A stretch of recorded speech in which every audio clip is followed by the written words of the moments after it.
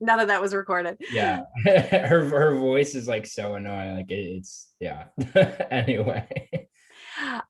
So through this women's group and the alchemy that was happening in this group, I realized that I've been asleep to, oh my gosh, there's still an IUD in my body.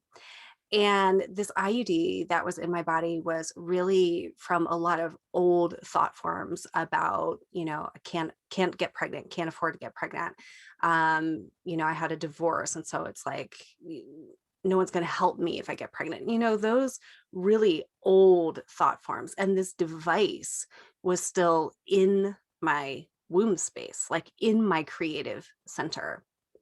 And I had lost a child at an early age for adoption. And so like birth and the trauma around birth was always just very much a part of my life. And so it was this like, by any means necessary, I won't get pregnant, right? With this IUD in there. And then I was in this women's group, leading this women's group around channeled material, around creation consciousness, realizing, holy shit, I have this device in my womb space, which is my creative center. And it needed to come out, and it came out. And not saying that this needs to be true for other women who are listening, because I am glad that I had that device in there, over the years as I was on this soul journey with a couple of soulmates. And, it, birth control is something that I really am grateful for. But if we're talking about creation consciousness, I think for me, you asked me what was alive for me right now. Receiving information and codexes and healing and light codes around true creation consciousness and the masculine consciousness and the feminine receiving that consciousness. And that happens through us. It happens, we are embodied spiritual, matter. And so that's really alive for me right now, and is still very much in part mystery that I am navigating and sitting with, and reading some things about immaculate conception and ultimate creation. So it's fascinating. I can't say that I have like put my finger on any one thing about it, but between being a mother and an entrepreneur and a puppy owner, like these are the deep things that I'm contemplating. Mhm. Yeah. It's very interesting. And thank you for sharing that. I think what's coming up for me is first, and I know earlier you mentioned like simplicity, like coming back to like your simple essence, like that simple essence that the way that I understand it is like that essence has such a powerful consciousness, I guess you could say, where it doesn't care about many of your fears or any of your fears, your limitations, or like whatever it may be.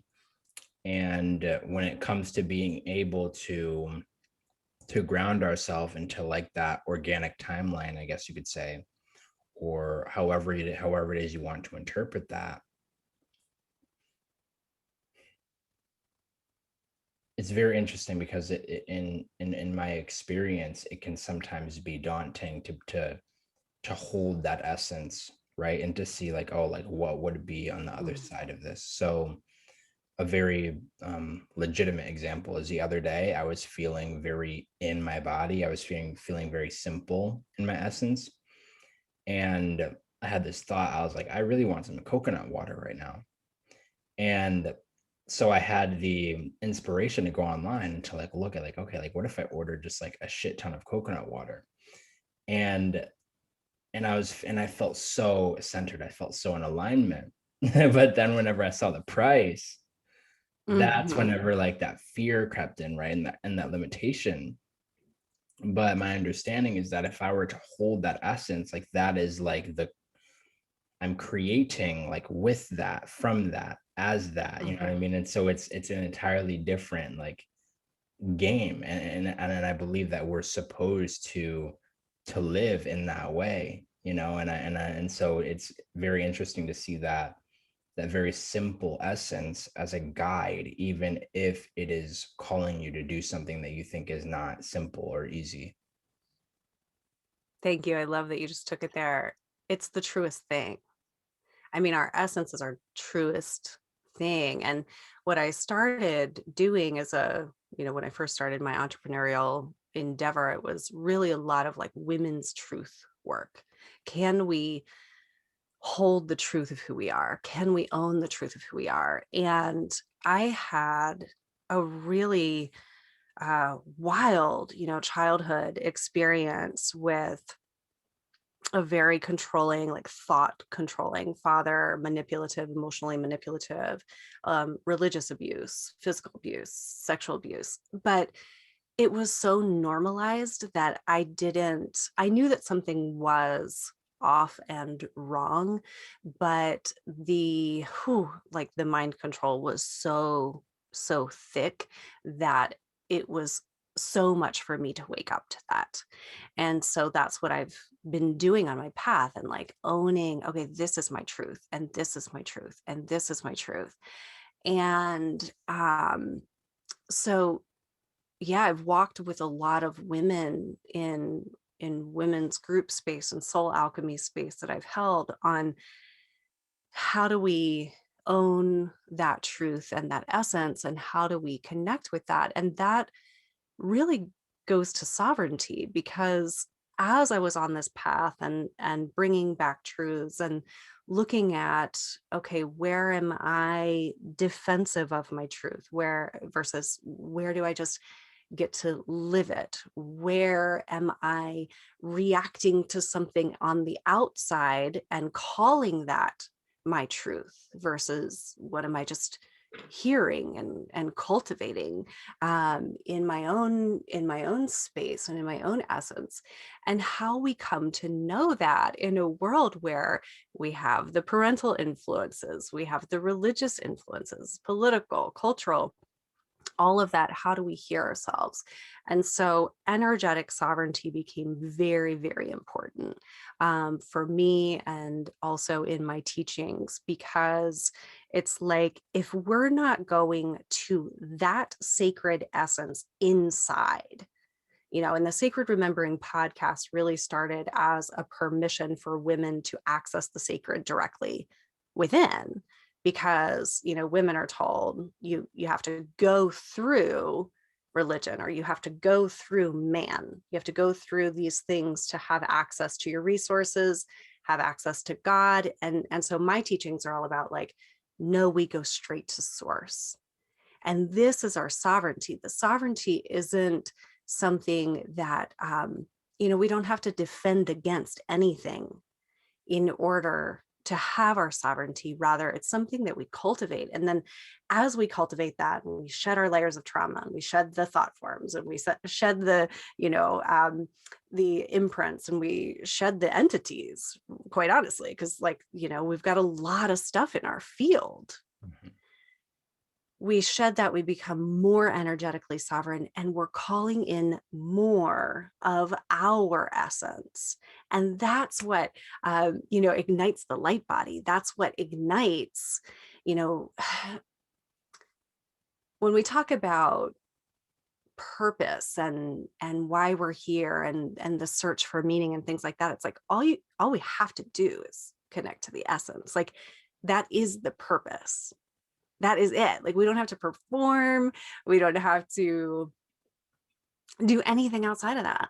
And so all of the fears that you're mentioning, Nick, and financial has certainly been one of mine too. Like, are my resources going to be there? Well, if I'm an infinite creator being and I connect to my essence, is there any shortage of prosperity and wealth? There's not. Has that like completely transpired in the 3D yet? For me, for you, for many listeners? No. But I mean, I feel it alchemically. I see it in the light body architecture. Like this is the wealth frequency. And it's the very thing that we were deterred from connecting with. like it is everything. Mhm. Yeah, that's so powerful. It's making me think because briefly there you mentioned the idea of like outsourcing your truth, right? And something that I've been coming to terms with is that it's almost like sometimes the more that you are kind of on this upswing and you're really like getting into like your truth and like you're really embodying it.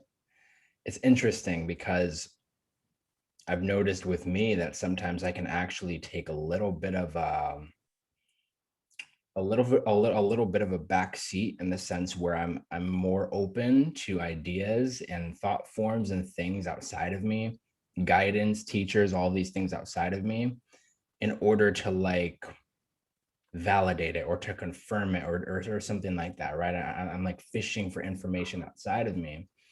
And it's almost like sometimes I've noticed myself trying to resonate with someone else's truth whenever mine was already working. You know what I mean? Like mine was never broken. And it's just very interesting because, I mean, I guess I'm just going to be straight up about it. I don't know if you have been in tune with this, but recently in this space, spiritual space, whatever you want to call it, there have been people who have been proclaiming Christ. And Like as in they are. I don't, and see that's the thing, like I like my body couldn't, there was no like intuitive understanding per se. Mm, So I understand like what people are saying when they say like Christ consciousness. Like that kind of like that resonates within my body. But for me, like whenever I'm connecting to truth, I guess you could call it, I like to refer to it as like I'm connecting to like my one and only God source, like creator of my cells, breather of my breath, all of these yeah. things. And recently there have been some major influencers on social media, some of who I deeply respect, who have just been approaching it from this like other angle, like something like very in particular that people have been saying is like Christ is the only way. And it's just very, and I'm not like trying to down that or shame that, but I'm just trying to understand like what,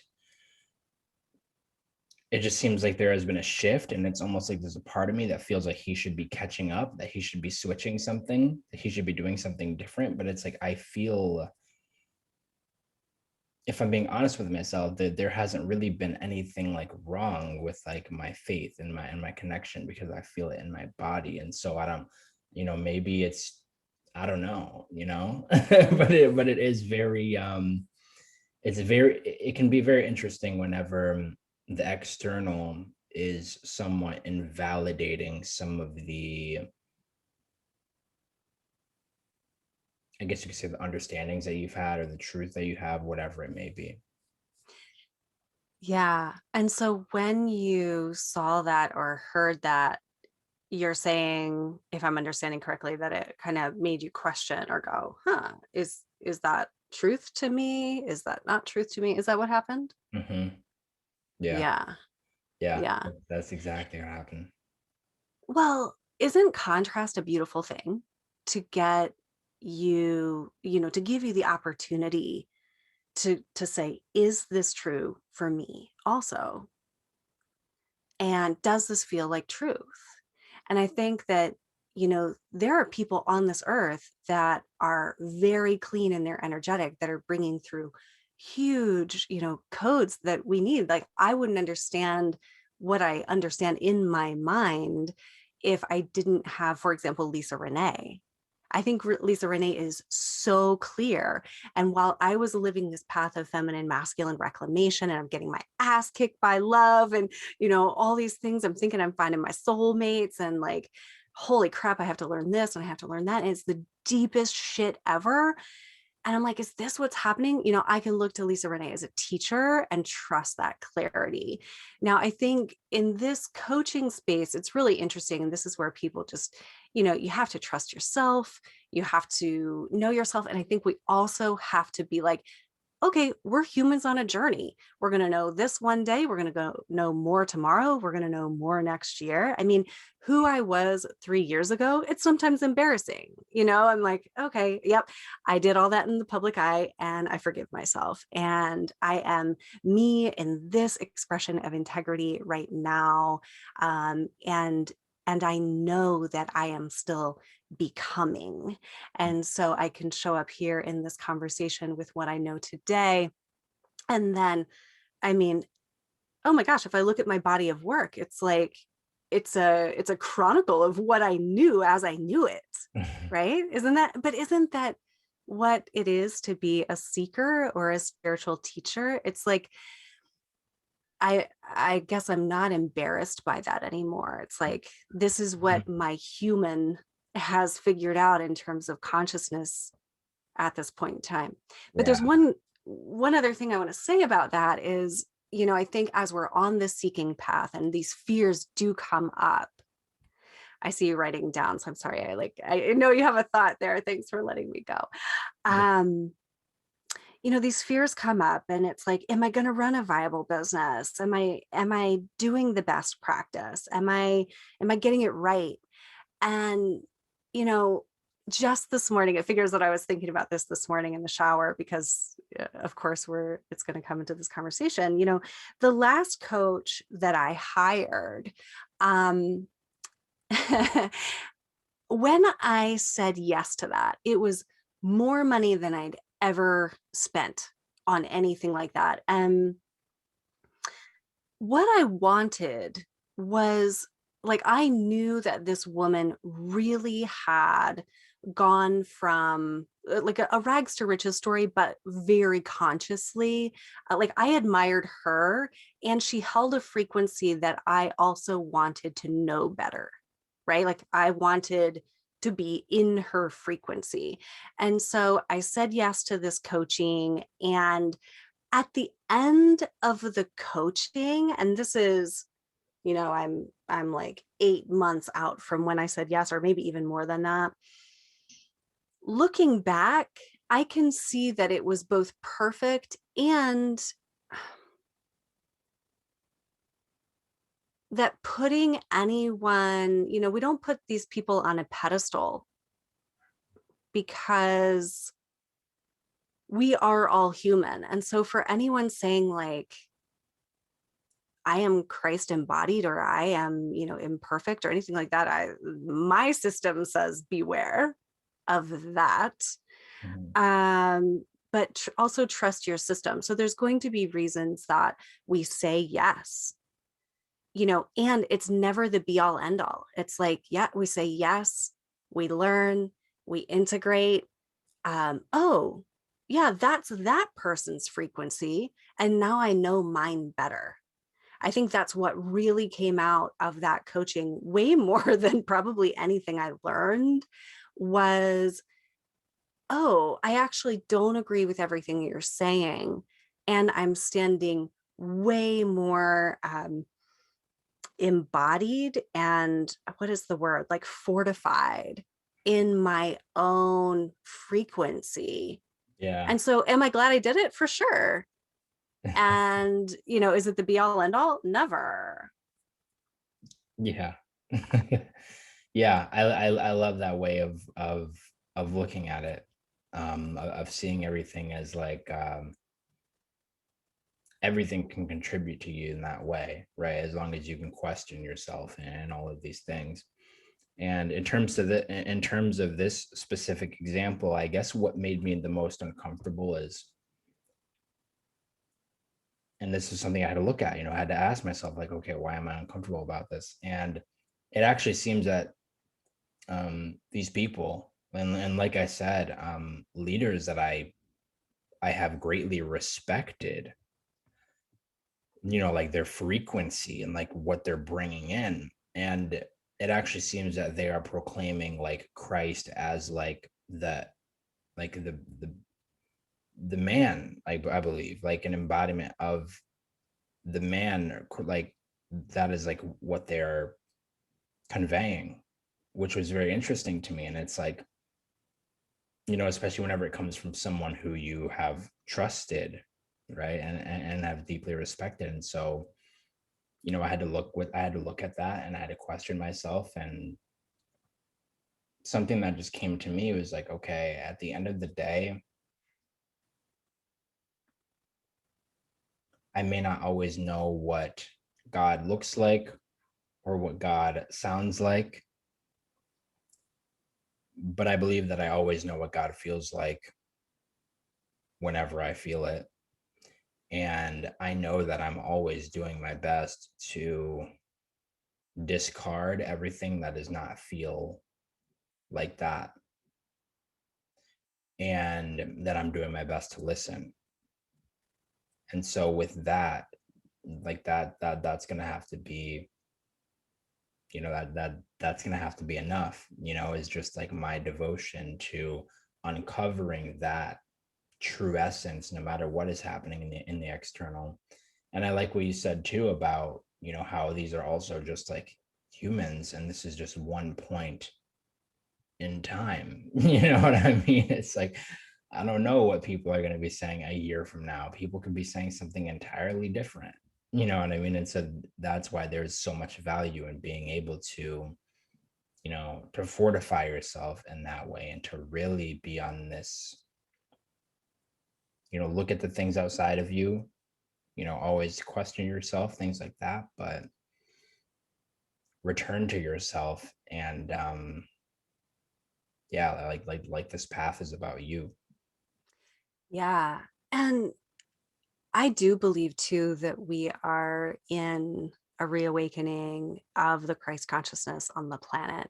If you read material, channeled material around what Yeshua, Master Jesus, and Mary Magdalene were doing on the planet, and all of the Essenes, like there was a whole group of people that was bringing this consciousness forward 2,000 years ago, and they knew that it would be seeded, which is such a beautiful masculine word, right? Like they knew that the consciousness would be seeded, but then it was hijacked. Like this consciousness was hijacked. And how amazing and beautiful that this avatar, Christ, was willing to come into that embodiment, even knowing that the message would be skewed and lost for so long. And so, like, when I look at my own journey, and this is why it's so important that we actually see our life journey and our quest for truth as a part of the solution of what is going on in the planet. And I feel the bigness of that as I say it. We are the solution. We are the embodiment of the new frequencies of the new earth. Like, it does not happen except through us. It's happening in the earth and through the earth, but we are in living conjunction with the earth. So when I look at my path, I was raised in a family that I shared a little bit. Like, my father was very religious, very anti-feminine. It took me a long time into my life to realize that, but very anti-feminine, very suppressive of the feminine, father of three daughters. Very, very strange behavior about what you could think, could not think. And I'm going to actually share something here that's ready to be shared. I'm writing in a memoir about it, but I've never spoken about this even on my own podcast. I've only spoken about it in women's groups because my family has not acknowledged this. But my father was actually raised as a child with SRA influence. So that's satanic ritual abuse. And so it's as anti-Christ as it comes. And so he endured an immense amount of trauma, immense. And yet this was still in his psyche and unresolved, except for his proclaimed love and rescue of Jesus, as he perceived Jesus. It was still unresolved in his psyche as he was raising his family. And so, I mean, it has taken me a long time to unravel that mind fuck, because it's like, oh yeah, okay, that makes sense. I was raised by a man with very, very severe trauma who Mhm. was a narcissist who actually had in him probably running Luciferian frequencies, not even probably, like I know that he was, and carrying out like cult influence on his daughters. And I was the oldest. Okay, so wow, right? But when I look at that as a soul and what my soul signed up for, it's like, okay, Sarah the human, you're going to come in and you're going to sign up to be in this family with this like outrageous freaking situation that you're going to uncover as time goes on. And you're going to have to claim your truth from that and transmute that density and discover, and then you're going to remember the feminine and spend a lot of years doing that. Then, oh yeah, we got to get the masculine too. Oh, by the way, this is all so that you can like be in a light body vehicle of Christ consciousness. It's like, wow. And so that's, there are always these, I believe this truth that's like always underneath, always associated with the essence. My essence knew that the contrast of what I was experiencing as a child was not okay, right? But to trust myself and to trust this. And when we started, you were saying like, wow, like, yeah, we took big leaps. I took big leaps, right? But it's like, yes, I can continually trust my own essence to guide me. And my remembrance really has been, it's like surprise of all surprises, um, about, Yeshua and Mary Magdalene and their union, but then bigger than that, the Christic union of feminine and masculine that I call Mother, Father, God. I call the Christos Sophia. It's like what gives birth to all life. And so to come in with that kind of, imprint and suppression, imagine if I hadn't said yes to my own essence, because I lived that way for a while. I think everyone listening probably has a time where they knew who they were, and they had to decide whether or not to go after it. And then we're listening now and it's like, okay, yeah, I think I have this truth in me, this thing calling me. Am I going to listen to it? Am I going to stay in this job, or am I going to listen to this? And it's like, if I could tell people one thing, looking back at, who I was as a school principal, was I good at that? Yes. Did I love those children? Yes. Like I had 2 master's degrees. I could have done that for the rest of my life. But even just, 4 years later, coming into this understanding of the depth of the Christ consciousness of what's possible in terms of living in the light and really like activating the cells and healing the DNA. It's like, hell yes, I would do that 1,000 times over. I would leave that job again and again and again. So maybe I needed to even say that for myself right now. It's Mhm. like, yeah, keep going, even though it's like Yeah. uncharted territory, right? We're in Yeah. the active remembrance. We're in the active remembrance of unity consciousness on the planet. Mhm. So we need pioneers. Mm. So Yeah. like you're doing this, I don't know you as a person and human. I've been listening to your podcast, but I don't know you personally. But it's like, okay, yeah, I'm gonna be one of the pioneers. I'm gonna, like, yeah, I put my hand up Yeah. and self-elected, you know? Yeah.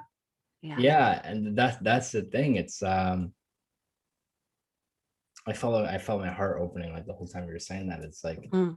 as that pioneer, there's always this desire to open, right? No matter how much, or no matter how ingrained your current beliefs or whatever it may be are, right? There's always this desire to open and to really um to just be embodied and grounded in like that fullest expression of truth, of freedom, of love, of sovereignty.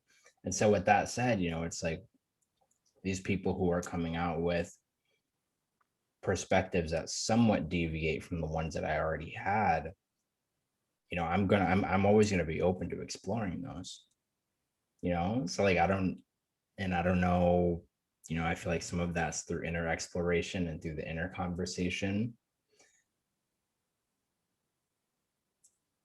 but perhaps also from the external as well, because the external has always, to some degree, the external has always served me, right? um, Particularly through these leaders and influencers who seem to activate something that feels true, right? Something that's, it's not forced at all, but it's like interfacing with their frequency, with their energy. It like actually unlocks like a river of intuitive understanding where you don't have to force your understanding. It's just like, oh, like it literally unlocks it within your body. Yeah. Yeah. And you feel it as truth. And so I think it's beautiful that we can, like, we have this, river that we're on, like this river of time and consciousness and life. And we're gonna meet people on that flow. And yeah, it could be an influencer that you're watching or someone that you work with personally. And it's like you go into their field for a time and oh, it's like, oh yeah, there's so much resonance here. Oh yeah, I needed to integrate that. But then it's like we're integrating that into our soul journey. It's, we've fragmented all these pieces. And so we're going to be drawn to who resonates with us so that we can integrate those fragments. And so it's like, oh yeah. And I'm sure everyone listening and you and I can look back and be like, oh yeah, I followed that person for a while, was super interested in what they were saying. And yeah, worked with that coach. And it's like I was just saying about that coach. It's like, yeah, I needed to go into that field for a time. Mhm. And now it's like those pieces have integrated and I don't need to be in that field anymore. And that happens with my clients too. Like they come in for a time, maybe they stay for a long time. We have a lot of soul family on the planet right now. And so it's like, as I download new things and uncover new things and launch new programs based on what I've integrated, then there are some people who are like, yeah, I'm going to keep traveling with you because that's like exactly where I am. We're on the planet doing this as soul family this at this time. It's like you just trust the resonance,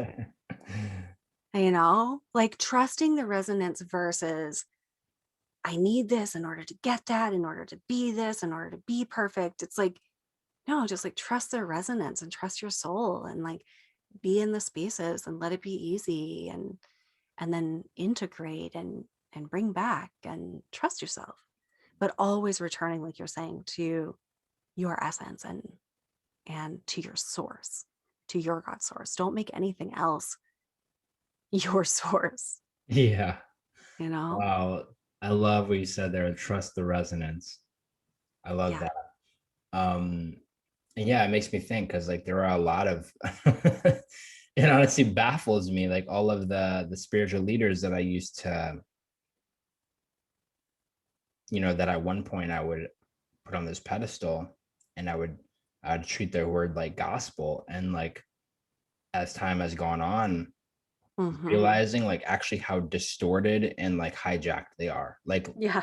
Like I'm talking like, and I'm sure you understand like where I'm coming from, but it's like just oh my god, it's crazy.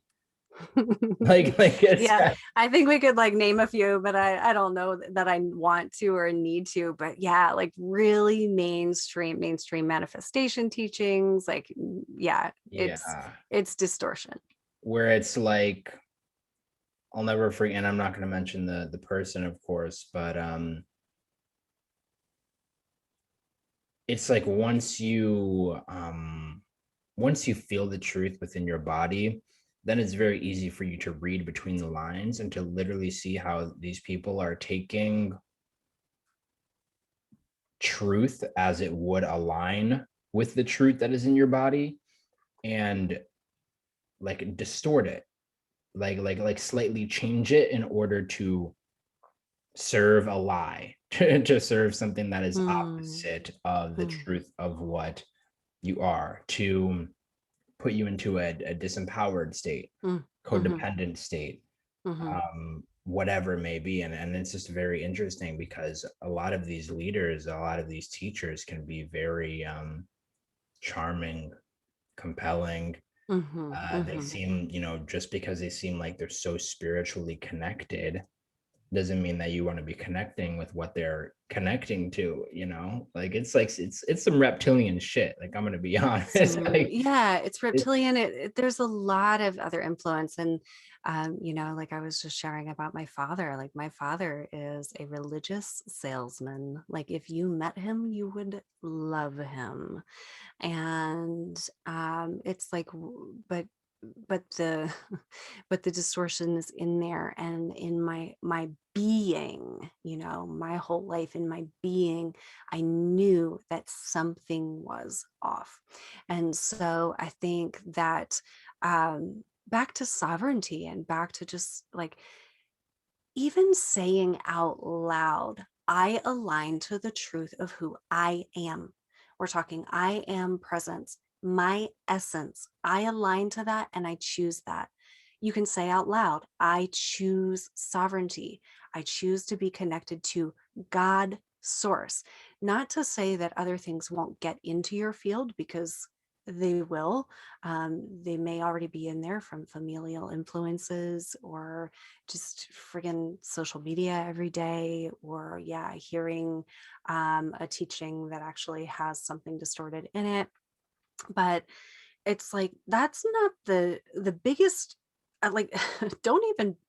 I would say don't even be afraid of that, because the fear is going to feed all of that negativity. It's like there's either God or not, right? It's either love or fear. And so if you are continually aligning to the essence and the soul essence of who you are by sovereign choice, saying it out loud, everything else out of my field. I am sovereign. I am sacred. I am free. I declare it, and keep going. You will continue to fortify your field and your architecture, and what is not in resonance will bounce out.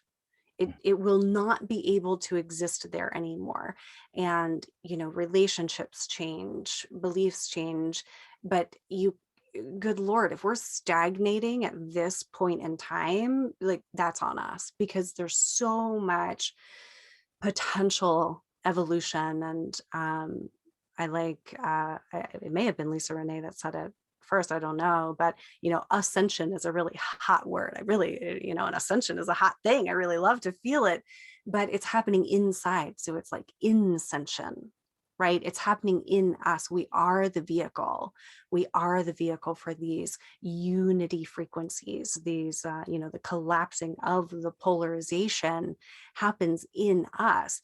So if there's a teaching that feels out of alignment and you allow it into your field, and you maybe bring it into your consciousness and it's a thought form and you try it out for a while, then you notice like, oh, there's a polarity here. There's a contrast between what's in my heart and what's in my truth. And then this outside thought form, oh, that no longer feels correct to me. So you actually quickly have the ability to, it's like collapse that polarity, go back to love. Like, oh, okay, I see it as, I see this contrast. I know who I am. I am secure in my heart and in my truth. And so it's almost like loving the polarity. That's a quick way I can describe it. Like you love it. You don't have to have super stark boundaries. You don't have to fight it. You don't have to cord cut. You don't have to like, keep it away with might, because those are based in fear. And it's like, if I know who I am and I exist in love, and I have the sacred feminine and the sacred masculine in unity in me and my heart, then I don't need to fight. I am love. I don't need to hold something else at bay. Does that make sense? Yeah, I think it's very important.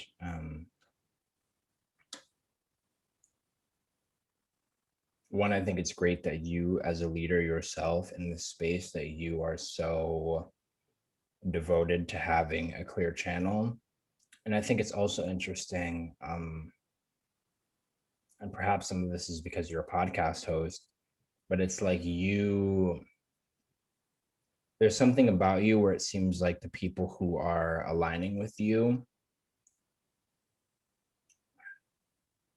almost feel included on your journey, right? It's not like you're like this Mm, teacher or this preacher like shouting from the mountaintops, but it's like, hey, like, I may not necessarily have the clearest field all the time, or like whatever it may be, mhm, right? mhm. At least that's what it's like for me. It's like sometimes I'm not in integrity, and I have to, every time that I'm not in integrity and I have my slip ups, my mishaps, whatever, I have to see that as an opportunity of like, oh, like I'm glad that this could humble me. You know what I mean? Because honestly, what I don't want is for my ego to get out of control and for it to just be like festering back there, and there's like this entire operation that's happening without me knowing. Yeah, so beautiful. Yeah.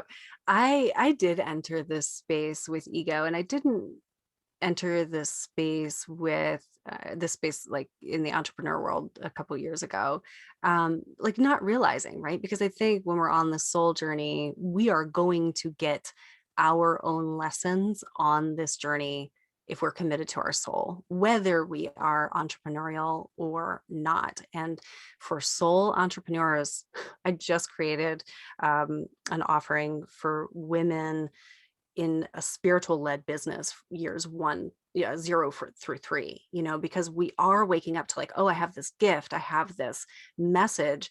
And it's like, yeah, but we're going to need soul guidance, because the soul will hand to you what you need to integrate. And so I was, through my own like astral projections, through my own psychological projections and masculine wounding, I I definitely made mistakes and like owned them, fucking got humbled, and 20,000 or 2019 was a dark night of the soul, like Mhm. dark night of the soul.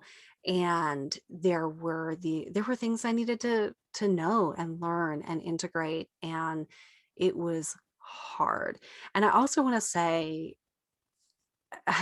so that was very humbling. I mean, life is humbling, right? Like I cycle through fears, and then I remember, oh, fear is not truth, right? Let me go sit down and meditate and get back into the frequency and into the quantum of my truth, and this creation consciousness, and communing with the sacred. And this is also why I talk so much to women, modern women who are waking up to the truth of who they are. Meanwhile, in jobs, meanwhile, they've like climbed leadership ladders, like I did. Meanwhile, they're raising children. It's like, and here we are in probably the tail end of this pandemic, but no doubt the world is going to continue to change. And we have been juggling. So like I'm a mom. I'm a mom first. I have somehow three pets because I keep getting my child pets. But I have three pets that like distract me from meditation. I'm a single woman. I have struggled with prosperity because that was the primary way that Luciferian consciousness came through my father, was like deep manipulation around resources and prosperity and whether or not I would be okay. So I have been on a very real life journey, like very fucking real life. And if I tried to hide that in any inauthentic way, I would be doing everyone a disservice. And so, yeah, like the spiritual perfectionism, like, fuck it. Fuck it. Like, there is enough magic and goodness that's coming through in real life, like while we're busy. I got this IUD taken out, and was having this experience because I always pray at night and I pray in the morning. And I was like, oh, wow, Mother Mary is like in there doing some light work in my uterus. And I knew that. And but then I was like too fucking tired, right? Because I had just been a mom and everything else all day. And I like fell asleep while I was in that meditation. I'm like, damn, I missed Mother Mary. Maybe she had a different message for me. And maybe there's, like the pressure of, oh, maybe I should know more, have more together, or like I still definitely do that to myself. And so it's like we're walking a mystery. Mhm. So I was just instructed by spirit, call your offerings mystery schools because that's what they are. Mm. So taking this teacher that I've always been, and yes, I'm getting some codes, and yes, like I'm holding these group channelings that are so magnificent, but I don't always know what's coming. Of course not. Like I can't, that's why it's the mystery. That's why it's spirit. It's like, yes, I'm here. I'm here. I want to be connected. I want to hear you. What do you have for me? How can I serve? And we're not sitting on the meditation cushion 24 hours a day. Like, this is real life. We need boots on the ground. Mhm. So, yeah, the integration of that is of that spiritual life, of that mystic's life, like right inside of what we would call real life. It's the only way it happens. Like, I have a 12-year-old child and 3 animals, and I need to pay the bills. And so like, that's all very 3D. I'm all about integrating the spirituality into 3D, like, and vice versa. My company is called Embodied Breath, right? Like Yeah.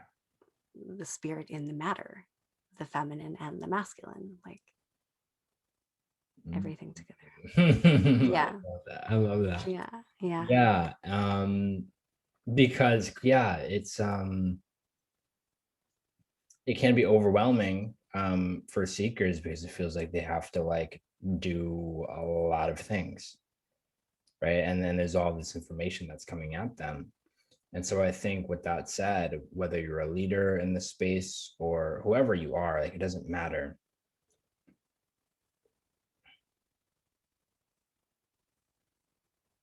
It's like how can we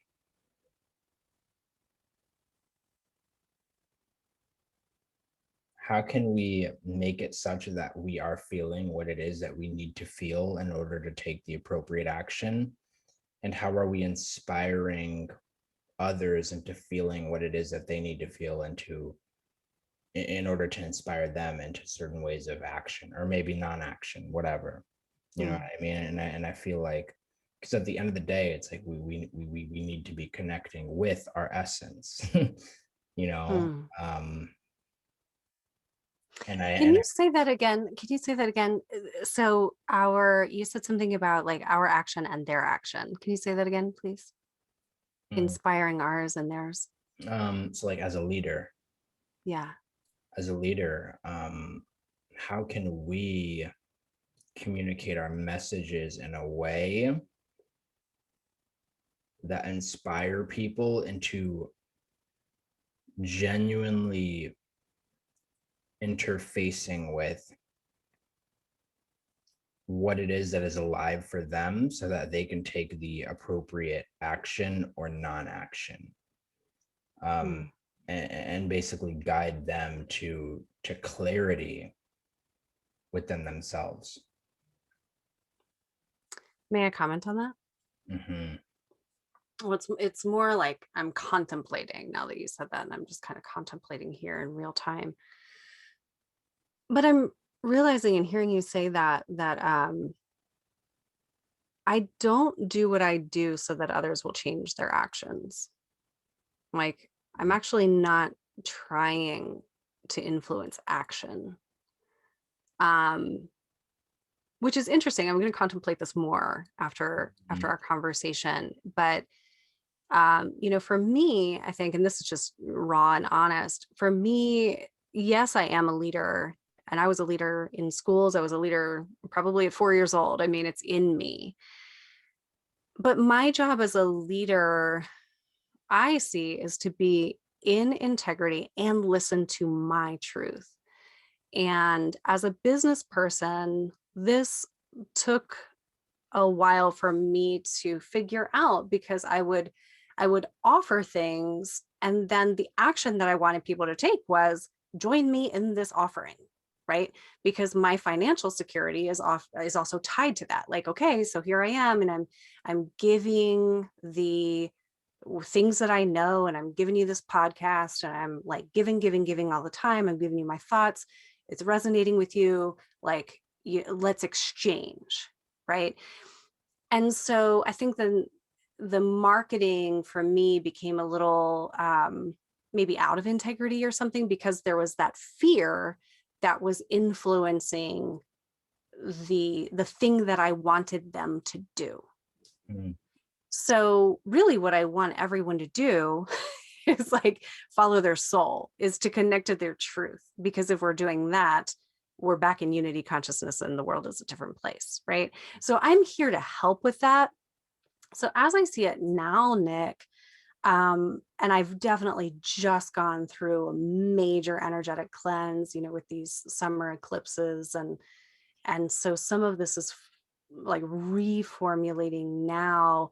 But I just developed a gender equity and leadership training offering in my business. It's on my website, and I have all of this experience with children, and children are so um, confused in this time. And it's like teens, this is the age of identity formation, and they haven't been able to be with their cohorts of friends. And so we have teen suicide on the rise.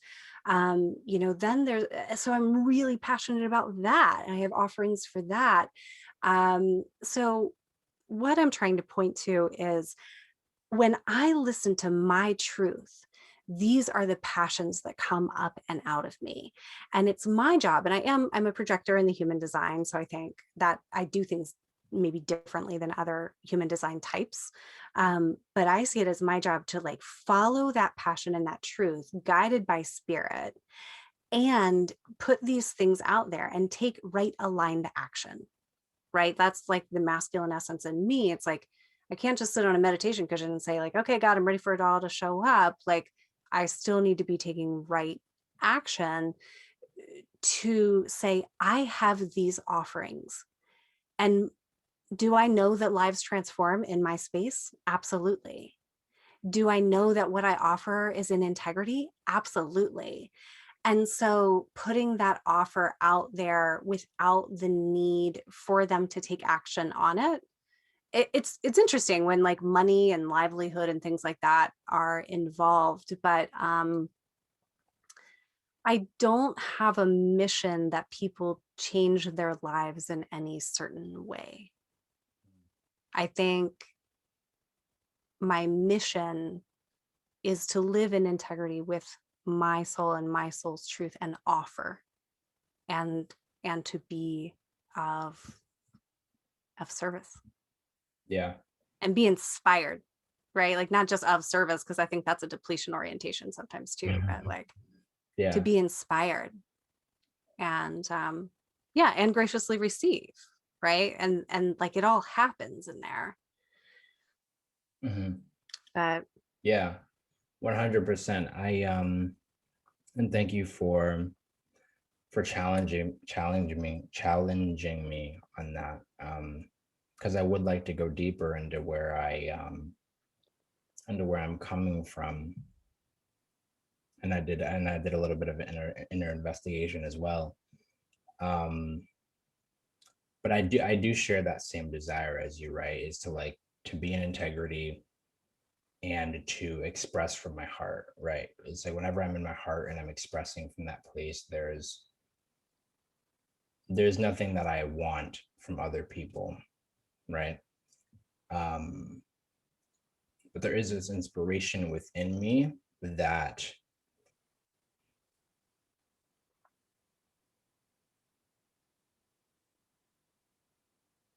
I'd say a theme in my life is like decision making. Maybe that's like an aspect of just like the masculine, but it's like, how can I be clearer in the decisions that I'm making? And so a Mhm. lot of the things that I share are, I would, I would say somewhat related to that theme, right? It's like, how can we come to deeper clarity within ourselves? And so my art, a lot of the time can kind of come from that place, right? Um,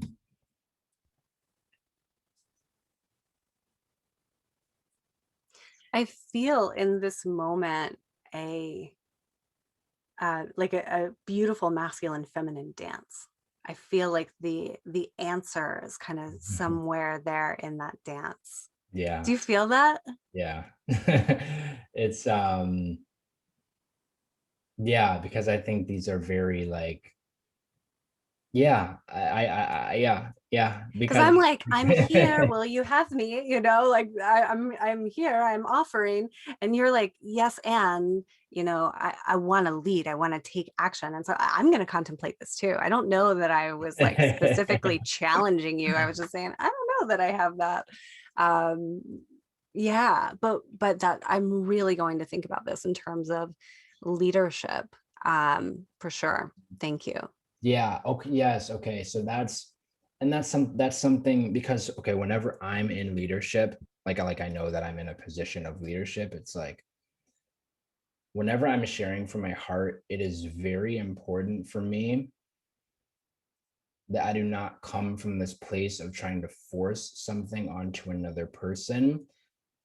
However, but instead, I'm holding the space for them to come to clarity within themselves so that they can make their own decision. Yeah. I feel like that is, I feel like I, I feel like at this time, that's perhaps the clearest way that I could put it. Yeah. Yeah. Yeah. Beautiful. Yeah, I left special education like after like 15 plus years of special education and working with kids with social and emotional and like autism and like all kinds of diagnoses. I did a lot of convincing. And I think that's a shadow side, in my personality and my gene keys and all of that, like that the need for someone to do it differently definitely was something that I exercised for a very long time and was in fact in my profession. Like, here, let me develop this plan so that you can, evolve and learn and do your life differently. And and there's so much convincing energy in that. Hmm. And I was always a really big thinker and, like vegan at 19 and things like that. So I was like always in convincing. That's damn tiring. And so I have very, very little desire to convince, but I do, and I'm feeling this right now. I'm beginning to offer like community calls and a membership option in my business in the upcoming weeks and months because I do desire community. I love these women's programs. I love going deep with people. And so I definitely don't want to convince, but I am really excited right now and desiring community around these topics. And I'm excited to teach in that community, quite honestly. Like, okay, there's a lot of years of a lot of learning. Like, how can I offer back? Yeah. Um, so Yeah. That's powerful. It's interesting. With that convincing energy. Um, because for me, like whenever you brought this thing, whatever it is, to the light and brought us just into this avenue of the conversation, I had to kind of check myself a little bit, um, as to where I might be like trying to convince either you or the audience mm, that like mm, that I have something together, you know what I mean, or whatever it may be. Um, and it felt really good to kind of yeah. a little bit of just like an ego shattering moment of like, hey, like you can just let go, you can just let go, you know. Yeah, Like it, you know, it was heart opening. Like it felt, I felt more connected with you, you know. Um, beautiful. and Also on the, you know, on the topic of convincing, you know, I remember the days whenever I would, whenever a lot of my posts on social media, quite frankly, were it was very interesting. It carried this energy of like, I'm saying this right now because I'm embodying it. I'm this masculine, you know, I have this depth of presence. Like I, you know, like all of that Mhm. type of stuff, like kind of just like posing a little bit, Mm. you know, in a way that was very indirect. And so that's obviously something that I had to come to terms with quite some time ago. Um, and yeah. But we all have that. That's what I'm saying about like we are human. And if we're trying to be a spiritual entrepreneur and not owning our humanness, then we're going to have an ego death. And you know, that's maybe more uncomfortable. But I think that we can choose that along the way. And um yeah, I recently was kind of doing the opposite. Spirit came in, and like this king consciousness, this Christ consciousness came in and said, okay, the plan that you thought you had to relaunch that other program, actually, you're going to launch a program that's about women healing their relationship with the masculine on all levels. And it's called Fall in Love with the King. And I was like, really, like what? And it's massive. It's 6 months long. It's a soul container. I mean, it's a deep dive, right? But I wasn't really marketing it, and I was so tired of being on social media in order to, it felt like, convince. Do you want to listen to my podcast? Do you want to do this group with me? Do you want to do one-on-one coaching with me? And and it's like, yes, that's tied to my livelihood. And but more so, I want to do the work, right? Like I want people to join me. But I was really kind of disassembling some lack energetics that were in my business. And I was yeah, like really kind of clearing and cleansing. It felt like a wash, of like in was coming this new frequency. And while that old was going out, I didn't even want to be like posting. I was like, this is so tired. I've been doing this for 3 years. If like people want to come, I want them to come. So I was working in the quantum a lot. Like some clients were coming in, but then Spirit was like, you still have to let them know that you're there. Like, Sarah, put something into the 3D and keep going. And so then with a bigger soul integration piece that came back and a bigger healing of that, when that all cleared, now I'm putting out there from the space of invitation rather than like convincing. It's more invitation, like, there are Christ codes coming through this group. Would you like to join? And to be able to say both, right? Like, wow, I channel a Christ consciousness. Nic, it's not too long ago, I really wouldn't have been able to sit here and say that, because I would have feared that it sounded like ego. But if I am truly being honest about what I find when I am in alignment with my truth, it probably held back for a long time. If I'm being honest about that alignment, yes, this is part of my mission on the planet. And so I have to say these things. And it's not ego. And yes, next month I'm going to know more than I knew this month. And I might look back and be like, oh, I got that sentence wrong in that post, because now I know that there's a bigger truth in that, but it's like, I'm going to forgive myself and I'm going to keep going. Mhm. Right. And so, yeah, like owning our truth and shining bright so that we can attract in the resonance those that desire it and want it, versus the ego saying, like, I need to convince you, so that you can come in, so that I can make a living. And I had a lot of that running. A Hmm. lot of that. It's Yeah. really fun to be here in this conversation and to be like, oh, a lot of that has moved through. Yeah. Awesome. Thank you. Mhm. Yeah. 100%. I want to ask you,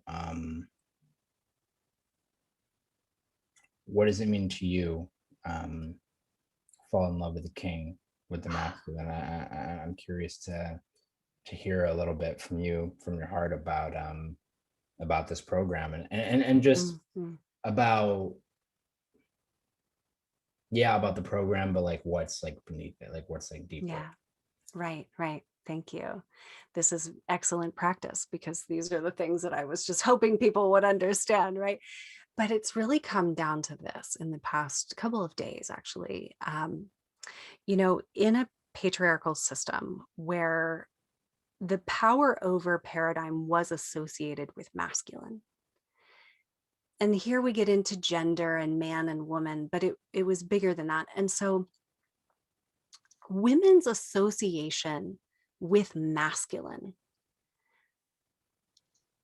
has to do oftentimes with trauma, with something that has been taken. So when a woman thinks masculine or man, or even she might not even be thinking it, but it's like, I'm so mad at men, or damn it, I keep going through this same pattern in relationship, or oftentimes our lack of self-worth is tied and connected to some aspect of the masculine.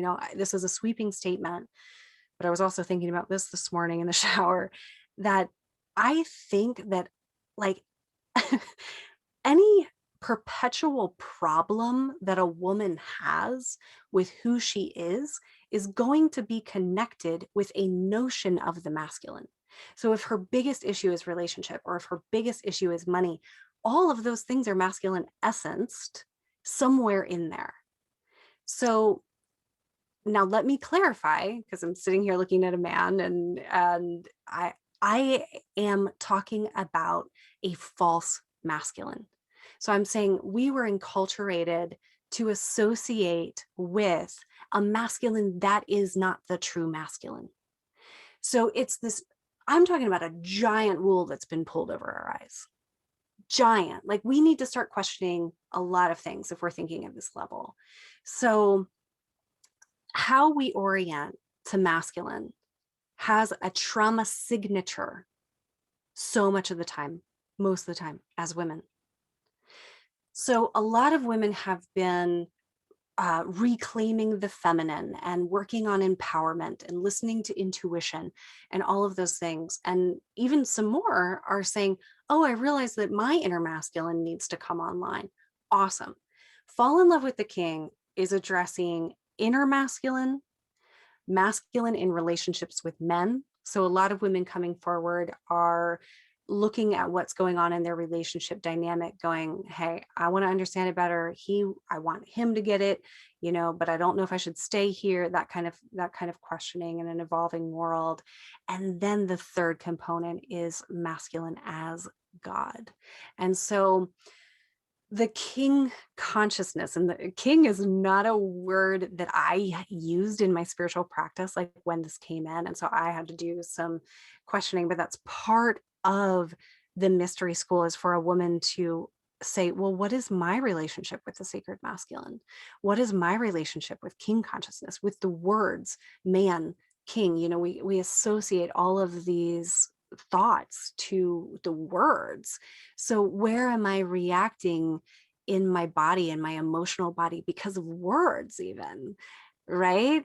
And so when a woman can transcend the trauma associations with masculine and actually come to know the authentic masculine, not searching through a man, because that's what we often do too, right? Like, we want to know the sacred masculine, so we want a man to prove it to us. So this is actually going to the essence of the divine masculine, the king, the holy father, whatever she chooses to call it, and learning her relationship to that, allowing that back in. So for women with religious trauma, I was told that God was a man, or God was he and had a son. And I had to listen to both of those. And that everything about me as a woman, my thoughts, my sex, everything was wrong according to that, that's inherently traumatizing. So a lot of women in my practice come with religious trauma that is preventing them from unity consciousness because they have masculine trauma around God. So this is all of that, Nick. This is all of that. So falling in love with the king is when she's saying, oh, I feel that masculine essence. I know it. It's in my heart. I mean, it's unity consciousness. We don't need a man to prove it. We don't need to be angry about the patriarchy anymore. It's transcending, Mhm. but Yeah. not bypassing. Like we're doing a lot of integrating. Yeah. Right. Yeah. Yeah. That's very powerful work that you're doing. And it's super important because yeah, our masculine has been yeah, it's been beaten. Like it Yeah. has been, especially with new age spirituality and things like that. And Oh gosh. yeah. Oh God. It's like non-existent. It's like not Yeah. even there. Um it's yeah, it's like the masculine with new age spirituality is just not even it's not even like it's a yeah, it's in the feminine itself is distorted in that like it's a mess. Yeah. What came up for me as you were describing all of that is my relationship and how my relationship has evolved with the masculine, just like the energetic. And something that I wrote down is like this idea that I will be punished when I'm quote unquote wrong. I think Yeah. that is something that I've constantly gained clarity on my path, and also boundaries, right? Mm. And that falls under the new age umbrella doesn't necessarily help that, right? Because it suggests that you have little they suggest that you have very loose boundaries, Mm. and so for me it's like being able to set boundaries and to actually stand up for myself and to protect my essence from nonsense. Mm-hmm. Mm-hmm. Protect my essence. Yes, absolutely, which is such a beautiful masculine frequency to protect the essence. Yeah. Yeah. Yeah. And I really love, the mystic, like the inquiry about this. When I ask women, they come and they're realizing, oh, I don't have a relationship with the sacred masculine, and I've been projecting this onto men. And the men aren't able to show me. Of course, they're not able to show you. I'm not I'm not perfect, like we've been talking about. Like, I cannot be the embodiment of the sacred feminine for a man. A man cannot be the embodiment of the sacred feminine for me. Like, we are flawed. We're still in human form. So when we ask, and I think a lot of women ask men to show them something that we're innately desiring. We're desiring to know the masculine, especially if we have a wounded relationship with religion or father or, previous husband or something like that. Like if we have a wounded experience or a traumatic experience with a false masculine under patriarchy, then we're holding that, but we're looking for the solution. And so I'm calling to consciousness, stop looking for the solution, like we were talking about in the beginning, outside of yourself. And I start to ask women, what is your relationship with the sacred masculine? And they're like, well, I don't know.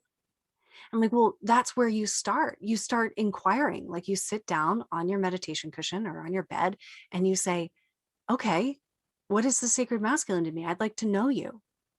And then you're like, whoa, okay, I was taught to pray to God, this God in this way, maybe at some point in my life.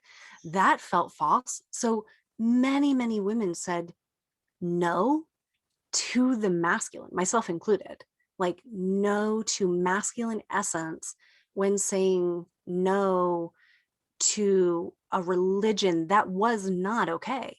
right? Like we could sense the distortion. We could, like, the feminine not being welcome here. Like, no, I'm not friggin' okay with that. But in that rejection, we are actually separating ourselves from the masculine essence of God. That, again, the reclamation will come through us. The Mhm. remembrance will come through us and through our souls questing. And it's really beautiful. Like right now on the planet, a couple years ago, I started to realize and see how the grid in the planet is moving, feminine energy, masculine energy.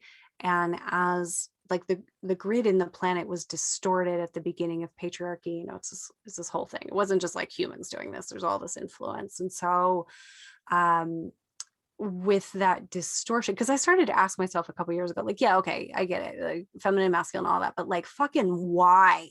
Like, why are we doing this game, right? And that's what led me down the rabbit hole of like, it's way bigger. It's way bigger. It's like a, final frontier of consciousness here on the planet, and we're bringing back unity. But anyway, I kind of went down a rabbit hole there, but women's reclamation, like, and any human's reclamation of feminine masculine frequencies is like bringing the remembrance forward, and it is activating in the planetary body now too, because we are elevating the consciousness, because earth is ascending. Like there is more sacred feminine frequency available, there is more sacred masculine frequency available. Like Mhm. that is actually happening. And so, in these group spaces, but anyone is welcome to it, obviously, in their own practices, we are accessing and like teaming up with the planetary grid, with the earth body, with like with all of these frequencies that are here to help. And I do think like it's in us anyway. Like we're activating what is already imprinted. We're Mhm. activating a cellular remembrance. Yes, that's so powerful. It's like it's like that unification, right? And noticing like where are we neglecting or abusing or suppressing our essence, our feminine, Right. right? Like where are we creating that separation, or where are we allowing Yeah. that separation to exist? And a good question perhaps is like, what would a true father feel like for you? Yeah. That's a question that I would ask myself, at least, is like, what would a true father in every moment, you know Yeah. it's Yeah. how can I take care of my human in that way, so that I'm not too soft, not too sharp, not Yeah. too whatever, but just like, yeah. Yeah. That benevolence of the Holy Father, and coming back into that remembrance. I would say too, another like inroad. You said something a moment ago that made me think of this. Where we are holding on to a story of wounding, where we are holding on to like a victim, a victimhood, right, around men. Um, those are areas that we are holding ourselves in separation, right? And it's hard to hear that, and I'm not victim shaming in any way, of course, because real things have happened. But as long as we are holding those stories, we are holding ourselves in opposition to the love that is available. Yeah. And that takes like big and brave work. And so to fall in love, to open your heart, to say yes to the king consciousness, is to transmute the density and the trauma of eons of patriarchy. Mm. No small Wow, thing. yeah. Yeah. No Yeah. small thing. Yeah, breaking the chains of obedience to a fallen system. Yeah. It's real, like it goes back to the coconut water thing earlier. You Yeah. know what I mean? It's like, what I wanted was very simple, and I had the money to get the coconut water. You know what I mean? It's not like I was saying I want this sports car so that I can look this way to these other people, like, this very artificial and inorganic Right. mess, but it was like a very like soul aligned action that I feel was in alignment with like king consciousness, right? It's like I want to Yeah. take care of myself. I want to serve myself. I want to serve my organic desire instead Yeah. of suppressing it and neglecting it and abusing it. Right. Yeah. So really, I call that, and I usually associate this with the feminine, but I would have to stop and think about that. But the havingness, the havingness of like, yes, it's okay for me to have this. And the resources are there, and the structure is there to support me having this. Now, if I wanted coconut water and this and this and this and that and a new outfit and this and that, I might be slipping into consumption. Mhm. And consumption is very different than having this in integrity, right? Because consumption is like, I will take this energy, and having this is, it's secure, it's in Yeah, integrity. Yeah. yeah, it's that's so beautiful. It's like the experience. It's something. It makes me think because from a masculine perspective, I guess you could say, is like for me, I've noticed sometimes if I allow myself to slip into that too much, into that consumption, and it's from a place of misintegrity, I guess you could say, or whatever it may be, or wherever I'm allowing like that feminine sustenance to dominate me too much.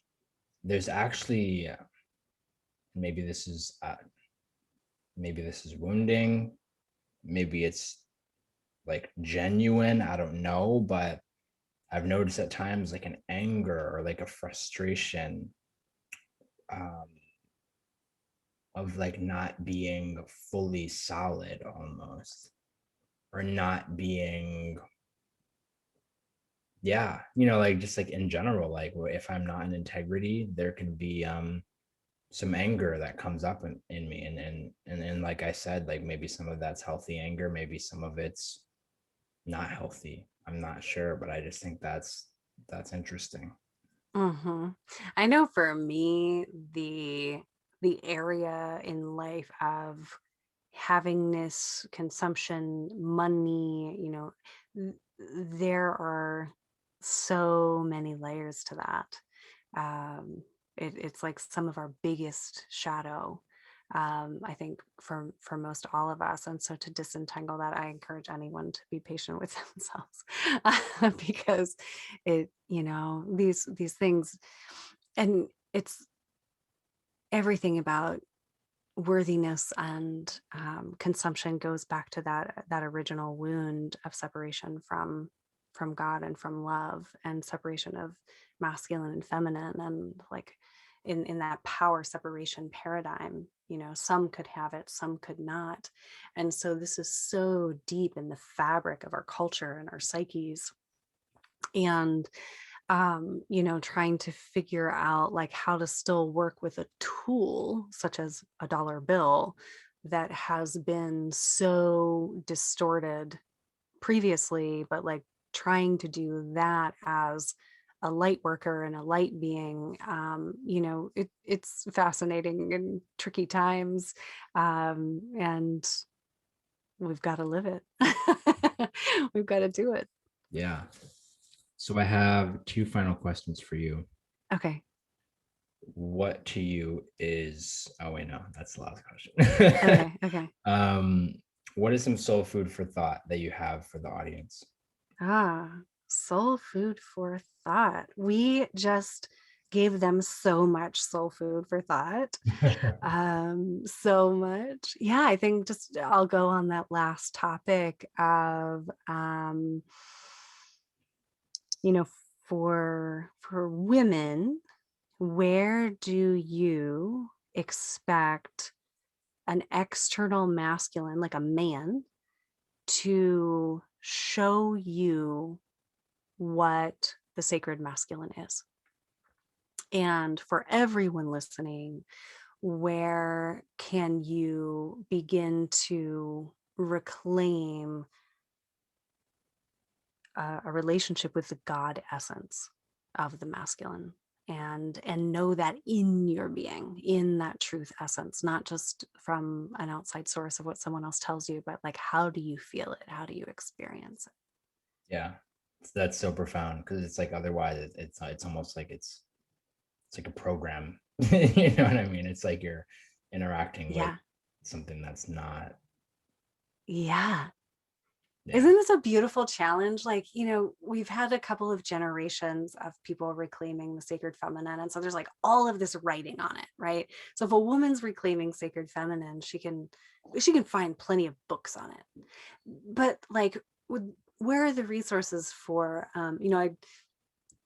where are the resources for a woman who is reclaiming her relationship to the sacred masculine? Like, this is new territory.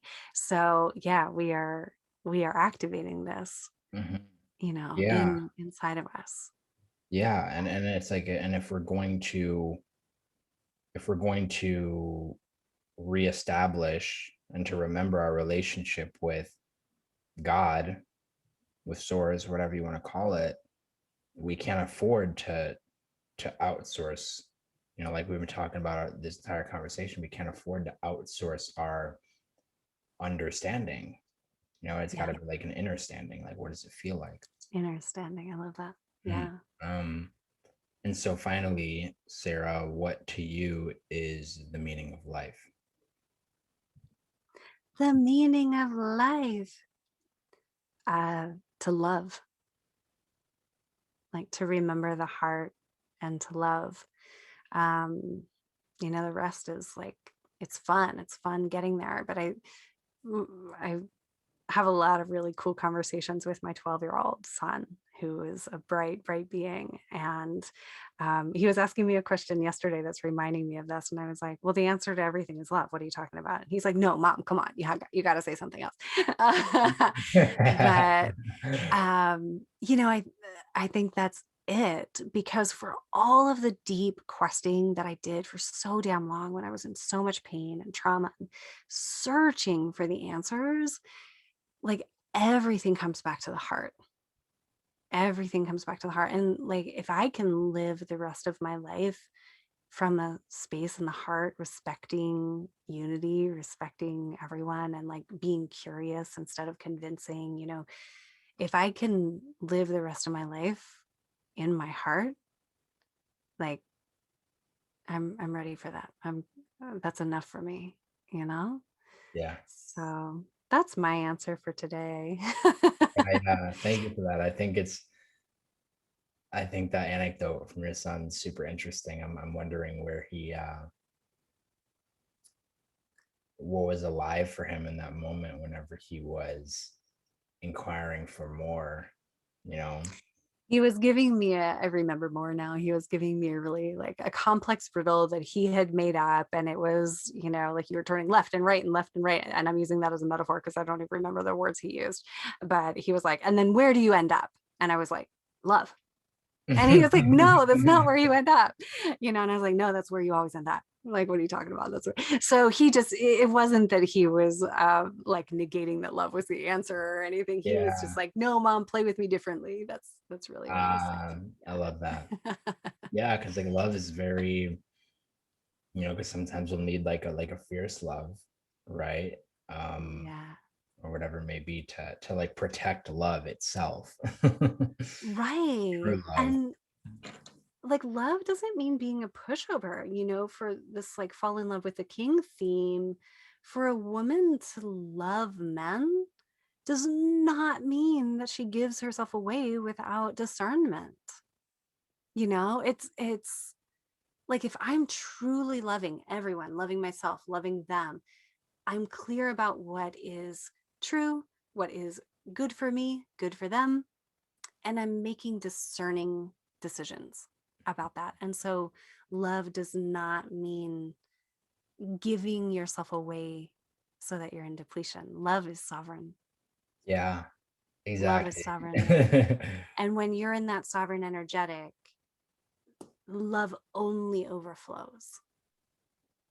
And I can't even believe, like, part of me, Nick, is like, holy shit, I'm saying these things because I spent so many years guarding my energy and guarding my resources and my feminine because I had been so hurt and so depleted and I didn't know how to like get it back. And so this path of living the truth, aligning to yourself, trusting yourself, gaining that energetic sovereignty, that path leads to the heart and to love. And then there's nothing that can be taken from you. That's the like Mhm, that defies the whole separation paradigm, right? mhm. Yeah, It's that's like I so cool. cannot be taken from. I cannot be separated from God. Mhm. Yeah, Yeah, I wanna leave it at that. That was heartfelt. And this entire conversation has been heartfelt. And yeah, I appreciate you showing up as you did today. So yeah, thank you for being here. thank you so much for the invitation and for having me and for asking me questions and letting me share to such depth. It's rare. Yeah. Thank you. All right. Well, everyone who was listening to our show today, thank you for being here, and we'll talk to you soon. Absolutely. So much love.